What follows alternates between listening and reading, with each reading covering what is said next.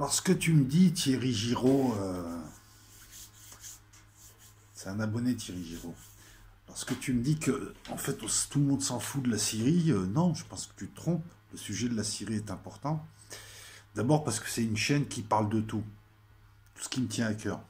Mais ça, c'est à la limite, c'est subjectif. Mais depuis le départ, on dit que la Syrie démontre que l'eschatologie, en tout cas, dit vrai, puisque ce qu'elle annonce depuis des siècles se réalise sous nos yeux. Donc le corollaire à tout ça, c'est que le reste c'est peut-être vrai. Donc on a un nouveau paradigme, en tout cas pour certains. Se dire que si l'eschatologie est vraie, je sais pas, je te laisse en tirer les conséquences. En second lieu, que dit l'eschatologie, que disent les analystes, c'est que ce qui se passe au Proche-Orient risque c'est potentiellement en tout cas, peut dégénérer en Europe, parce que si les Russes affrontent une coalition internationale de l'OTAN au Proche-Orient, je vois pas pourquoi ils s'arrêteraient pas, pourquoi ils s'arrêteraient là-bas. Là aussi, je veux dire, c'est élémentaire comme conclusion. Donc non, le sujet il est important. C'est le reproche que je puisse faire, c'est justement que tout le monde s'en fout, ça arrive. Et à ce moment-là, on va agir par réaction. Non, le sujet il est important, il nous concerne tous. Puis il nous concerne aussi un autre point. Nous qui passons notre temps, moi le premier, à donner des leçons de morale à la terre entière, ce qui se passe en Syrie et leur magouille, faites en notre nom. Et je m'inclus dedans, moi je mets le. Je dis pas c'est pas moi, hein. Démontre qu'on est dirigé par des gens qui sont des psychopathes et que c'est une hypocrisie, que la barbarie à visage humain, on la voit, parce qu'ils sont humains, jusqu'à preuve du contraire, en tout cas en apparence. Et elle est là, cette hypocrisie qui est dénoncée par le monde entier, quoi, les plus gros massacreurs qui passent leur temps à donner des leçons de morale. Alors la Syrie, bah écoute, c'est bien, parce que ta question, ton interrogation qui est intelligente, hein, ça me permet aussi de préciser les choses, mais enfin je pensais que c'était quand même induit dans ce que je disais, que s'il y a un conflit là-bas, il y a un conflit ici, que ce qui se passe là-bas ressemble à ce qui a été écrit dans des livres qui ont plusieurs millénaires, et par conséquent que ces livres donnent aussi d'autres informations qui pourraient se révéler vraies, et lorsqu'on voit les informations qu'ils donnent, c'est-à-dire la suite de ce que nous vivons là et ce qu'ils appellent eux la fin des temps, c'est pas très réjouissant, puisque la suite ça va être l'établissement d'un royaume fallacieux, des catastrophes, etc. etc. Voilà, je sais pas. Si A bouscule B, B tombe. Si B tombe, B a mal. Enfin, voilà. Non, mais ça me paraissait tellement évident. Ben, écoute, la Syrie, on va encore en parler là. Hein. J'en profite parce que moi, je m'attends à quelque chose là. On est au printemps. Et les derniers éléments, c'est que les Russes viennent aujourd'hui de déclarer qu'ils ont des preuves que c'est un false flag anglais. Des témoignages de gens qui étaient sur place, tout un tas d'indices, tout un tas d'éléments. Enfin, ils ont un dossier solide en tout cas, ce qui explique pourquoi les Anglais ne voulaient pas les bombarder. C'est bizarre, l'affaire Skripal, c'est du gaz, l'affaire de Douma, là, c'est du gaz. Même procédé, même protagoniste. Pour l'affaire Skripal, ça se dégonfle et puis ça va même plus loin, ça se retourne contre l'Angleterre. Alors moi je vais émettre une hypothèse. Les Russes n'avaient aucun intérêt à le tuer, il avait déjà donné toutes les infos, il ne servait plus à rien, même le punir ça servait à rien, pas avant les présidentielles, pas avant la Coupe du Monde. Je veux dire, c'était naze. Par contre, il était dangereux pour les Anglais parce qu'ils négociaient pour revenir en Russie. Et l'une des premières trucs que tu donnes, c'est comment t'ont cuisiné les Anglais, les questions qu'ils t'ont posées, ça s'appelle la liste des courses. Ça donne aussi une manière de. Indirectement, ça permet aux Russes, ça permettrait aux Russes de savoir ce que savent les Anglais, ce que ne savent pas les Anglais, ce qui les intéresse. Puis en second lieu, c'était un camouflet pour les Anglais. Donc je pense que les Anglais qui cherchaient un moyen d'emmerder les Russes, d'hystériser, parce que tout est fait, tout est calculé, et qui étaient en train de perdre à la goutte, se sont dit tiens, on va lancer cette affaire, on va le sacrifier lui. Surtout qu'ils n'ont pas dû mettre vraiment la dose, puisqu'il n'est pas mort. Ça, il faut le savoir. Là d'ailleurs, l'ambassadeur de Moscou, enfin l'ambassadeur de Russie à Londres a demandé à voir la famille, parce qu'il pense que les Anglais les empêchent de circuler librement. En Syrie, il paraît que tu as tout un tas de types inconnus qui sont arrivés avec des masques et des caméras qui se sont mis à jeter de l'eau sur tout le monde dans les hôpitaux en leur disant vous dites que vous avez été attaqué par des gaz chimiques. L'OMS n'a pas encore vu les prétendues victimes. On n'a rien vu. Alors comment Macron il peut dire qu'il a des preuves? Hollande aussi il disait qu'il avait des preuves en 2013. Puis le MIT, tout un tas d'experts, tout un tas de gens, mais même les gouvernements officieusement, ont avoué que ça venait pas de chez Bachar al-Assad, c'était pas possible, que techniquement ça ne pouvait venir que d'une zone rebelle, et puis depuis on le sait maintenant. Ça fait 1 mois que les Russes annoncent que les Anglais et les Français vont tenter un false flag, et il se produit. Puis en plus c'est un jeu bien huilé, hein. Chacun joue son rôle. Les autres on n'y va pas, les autres... Mais quand tu vois tous les autres pays de l'OTAN qui disent nous on veut pas y aller, c'est... on a compris que tout le monde a compris que c'était bidon.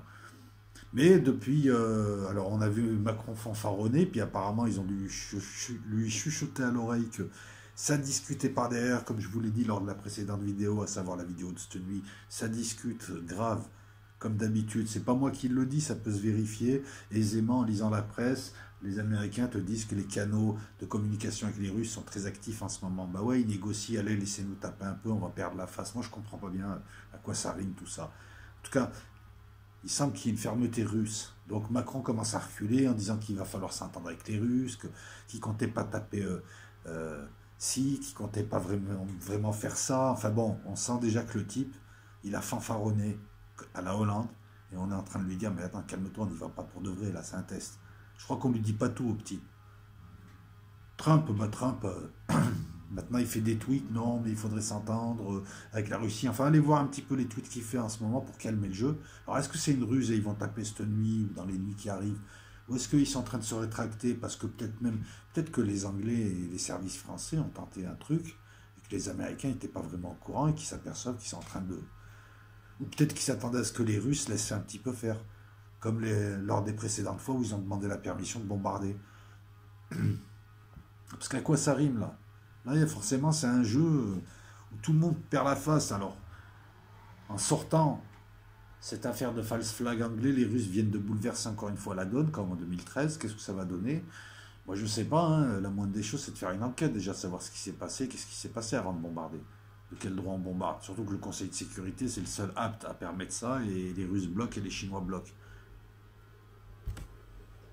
T'as l'ONU, t'as tout un tas de pays qui appellent à la retenue. En tout cas, on a franchi un palier, c'est une crise. Mais à quoi ça rime? Est-ce que c'était pour passer en force, entraîner l'opinion publique? C'était stupide. Est-ce que c'était pour tester les Russes? C'était naze. Est-ce que c'est pour faire monter la pression petit à petit? Encore une fois, pour arriver à un point de rupture, que ce soit les autres qui déjouent. On peut le voir comme ça. Je ne sais pas trop à quoi ça rime. Parce que là, s'ils bombardent pas, ils perdent la face. S'ils bombardent, plusieurs scénarios, soit ils réussissent leur bombardement à coups de missiles Tomahawk, de missiles Scalp, enfin il y en aura un côté français, parce qu'ils n'ont pas les moyens sinon. Donc ils bombardent, ils réussissent à toucher leur cible, les Russes perdent la face. Ils bombardent et les Russes dérèglent tous leurs missiles, ils perdent la face. Et entre les deux, les Russes n'ont pas voulu négocier, je pense. C'est un avis, hein. C'est une hypothèse, mais au vu de comment ils se comportent là, ils sont un peu embourbés. Maintenant, plusieurs hypothèses quant à l'attitude russe. Soit ils se contentent juste de défendre, de dérégler avec leur système anti-aérien, soit ils répliquent. S'ils répliquent, là on démarre la guerre. Parce qu'ils vont répliquer sur des frégates américaines, des porte-avions américains. Les Américains vont répliquer, puis ça, ils vont se battre. Ça va durer quelques temps, ils vont se téléphoner, attendez, on calme le jeu. Mais il y aura quelque chose. J'ose pas imaginer la frégate française qui sera visée en premier, je pense. Il n'y a même pas de groupe aéronaval, de toute façon, il n'y a plus les moyens.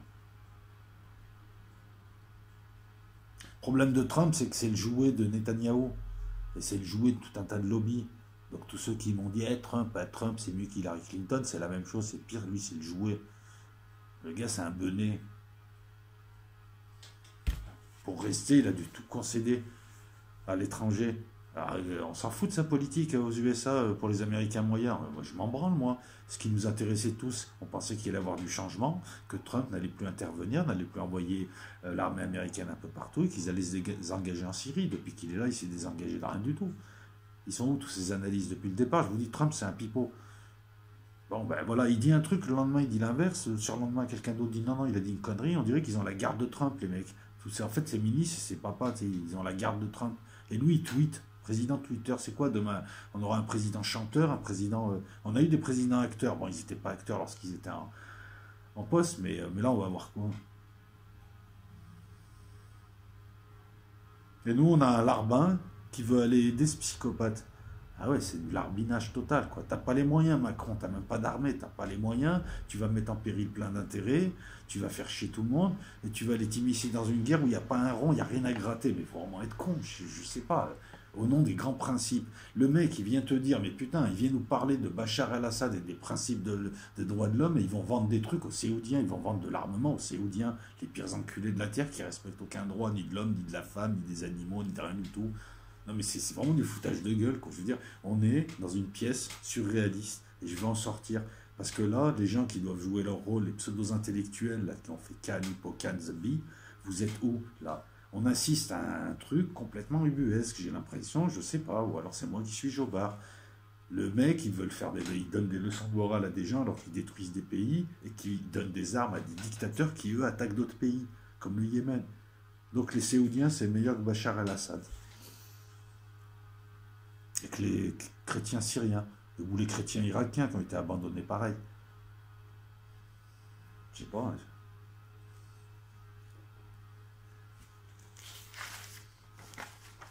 Je pense que les Russes ont raison, qu'ils ont chopé les Anglais, parce que les Anglais c'est des bras cassés, ils passent leur temps à se faire attraper là-bas. Je comprends pas pourquoi les Syriens ne les exilent pas à la télé, une bonne fois pour toutes. La dernière fois, avant que Douma tombe, une semaine avant, 79 forces spéciales anglaises et françaises ont été évacuées par l'ONU. Elles font quoi là-bas? Pareil, t'es français, t'as envie de dire à ton armée, mais vous êtes des djihadistes qui sont censés être des terroristes ici, vous faites quoi? C'est de la haute trahison.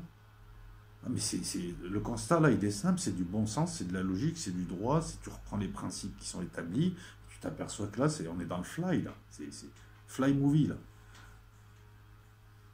À qui profite le crime? La Ghouta tombe, le nord de la Syrie est aux Turcs qui vont le rendre aux Syriens. Les Kurdes maintenant ils sont pas chauds pour brasser parce qu'ils ont compris que les autres c'était des lopettes qui les envoyaient au casse-pipe.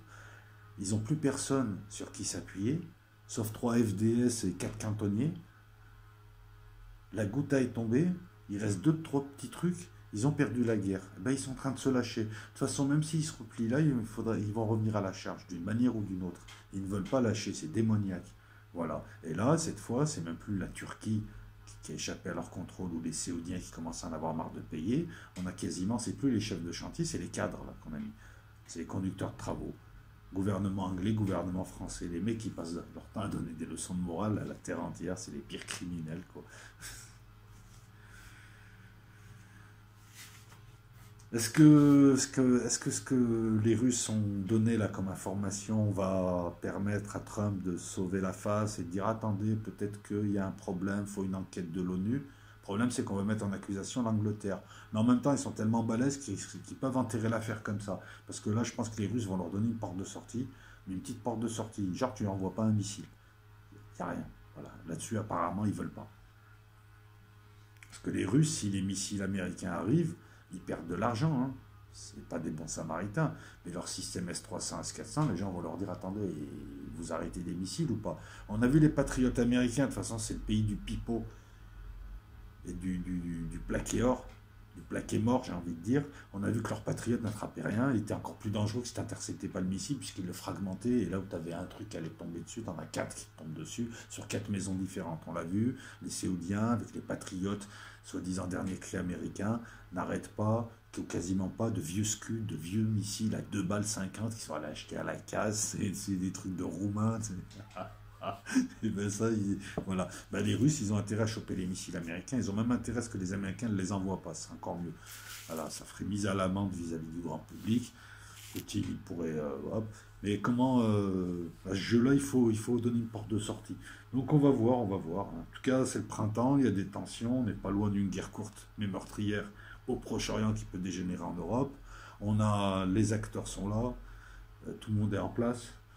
Eschatologie quand tu nous tiens. Pour ceux qui me disent, elle est où ta guerre? Elle est dans ton cul au fond à gauche. Voilà.